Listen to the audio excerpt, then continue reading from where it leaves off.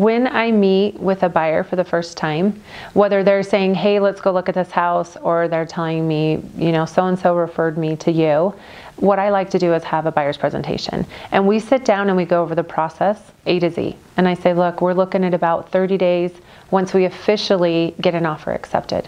And I help them understand that within the first 2 weeks that we're going to be doing inspections, that next week is establishing the value of the home, because the bank's not going to loan you more than what it's worth.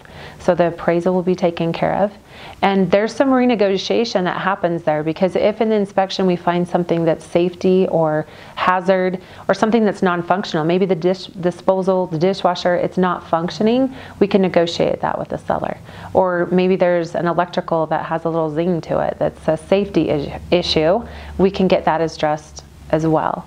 And then also with that appraisal, if we've offered more than what the property is worth, we have the ability. If we've offered more than what the property is worth, we have the ability to renegotiate that with the seller. So we have the opportunity to come to an agreement and say, hey, I know we offered you this, but this is what the true value is. Will you meet this price so that we can continue to purchase the property? So there's some renegotiation that happens after you're completely in agreement, or under contract is what we call it.